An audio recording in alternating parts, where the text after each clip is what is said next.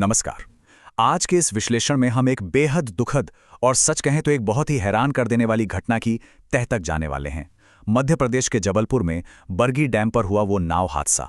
देखिए, शुरुआत में ये किसी आम दुर्घटना जैसा लग सकता है, लेकिन जैसे जैसे हम इस पूरी घटना की परतें खोलेंगे, आपको समझ आएगा कि ये कोई एक्सीडेंट नहीं था। ये प्रशासनिक और ढांचागत लापरवाही का एक ऐसा खौफनाक उदाहरण है जिसे बहुत ही आसानी से टाला जा सकता था। तो आइए बारीकी से समझते हैं कि उस दिन आखिर हुआ क्या था। अब जरा इस मंजर की कल्पना कीजिए। हादसे से ठीक पहले का एक वीडियो फुटेज सामने आता है।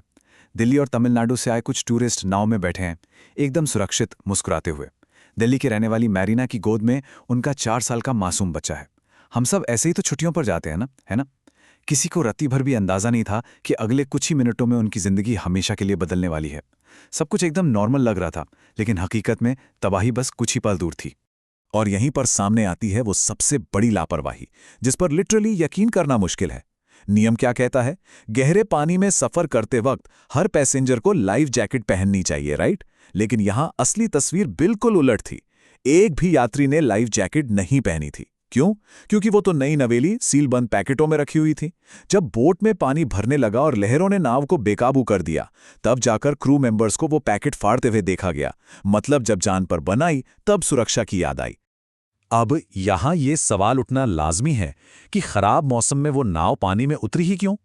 इसका सीधा जवाब पीड़ित परिवार के एक सदस्य के इस बयान में छिपा है।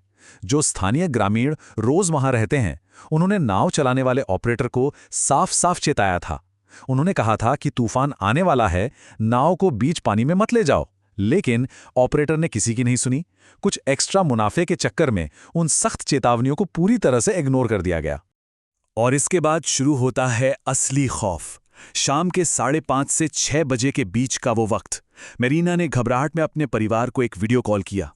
उनका वो वाक्य, हमारे लिए प्रार्थना करो, जहाज डूब रहा है, बस सोचकर ही रूह कांप जाती है।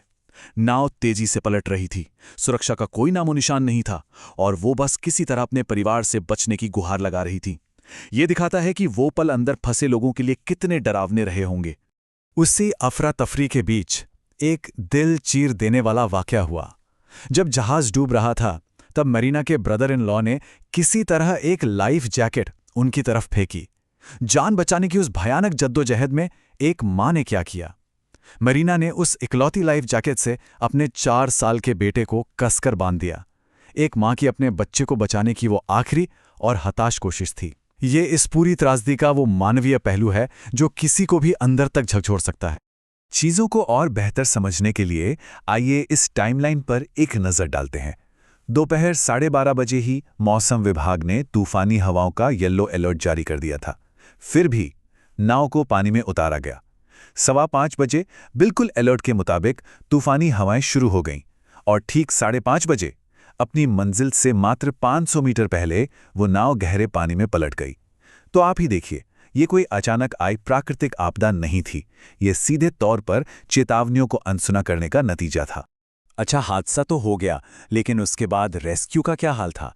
यहाँ हमें 2 बिल्कुल अलग तस्वीरें दिखती हैं। एक तरफ वो बहादुर लोकल गांव वाले थे, जिन्होंने बिना एक पल गंवाए तुरंत अपनी रस्सियां फेंकी और लोगों की जान बचाई।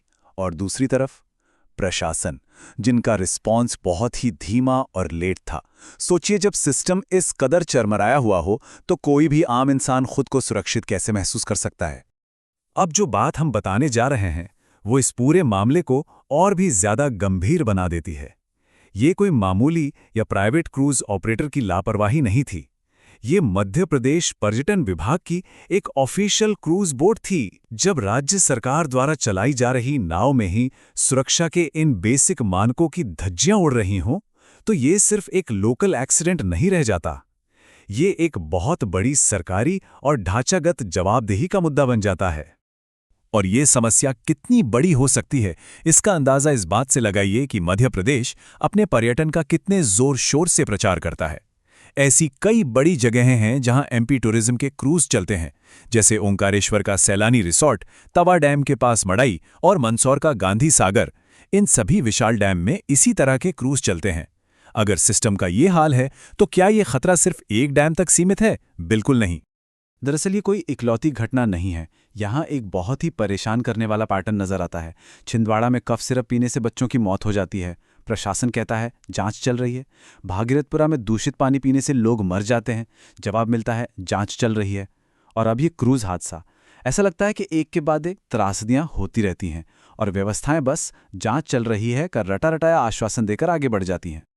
और इस पूरी लापरवाही की सबसे भारी कीमत किसने चुकाई? आम लोगों ने। जब उस पलटी हुई नाव को किसी तरह पानी से बाहर निकाला गया तो वो पूरी तरह खाली थी। 6 लोग अभी भी लापता हैं और इनमें से 3 लोग तो एक ही परिवार के हैं, मेरीना, उनकी ननद और वो 4 साल का मासूम बच्चा जिसे उन्होंने बचाने की पूरी कोशिश की थी। लापरवाही की वजह से एक पूरा का पूरा परिवार इस हादसे में बिखर गया। 100 फीट, जी हां, 100 फीट गहराई है उस डैम के पानी की जहां यह हादसा हुआ है। और ये पानी कोई छोटी सी झील नहीं है, ये कई सैकड़ों वर्ग किलोमीटर में फैला हुआ है। एनडीआरएफ और एसडीआरएफ की टीमें लगातार दिन रात रेस्क्यू ऑपरेशन चला रही हैं, लेकिन इतने गहरे और अथाह पानी में लोगों को खोजना अपने आप में एक बहुत ही भयंकर और मुश्किल चुनौती है। और इसीलिए इस वक्त जो सर्च ऑपरेशन चल रहा है उसे बिल्कुल सही शब्दों में कहा जा रहा है भूसे के ढेर में सुई ढूंढना। ये एक बहुत ही कड़वी और हताश कर देने वाली हकीकत है। चूंकि बोट के अंदर कोई नहीं मिला तो ये साफ है कि वो 6 लोग इस विशाल पानी की गहराइयों में कहीं खो चुके हैं। उन लोगों को खोजना अब शारीरिक और मानसिक दोनों ही रूपों से एक बहुत ही भारी काम बन चुका है। तो अंत में ये पूरी घटना हमारे सामने एक बहुत ही तीखा और ज़रूरी सवाल छोड़ जाती है। क्या कभी वो वक्त आएगा जब मुनाफे और पर्यटन के प्रचार से ऊपर इंसानों की सुरक्षा को रखा जाएगा? जब तक चेतावनियों को ऐसे ही इग्नोर किया जाएगा और लाइफ जैकेट सिर्फ दिखावे के लिए सीलबंद पैकेटों में रखी रहेंगी, तब तक ऐसी त्रासदियां रुकने वाली नहीं हैं। इसी गहरे सवाल के साथ हमारा आज का ये विश्लेषण यहीं खत्म होता है। हमारे साथ जुड़ने और इस अहम मुद्दे को समझने के लिए आपका बहुत बहुत धन्यवाद।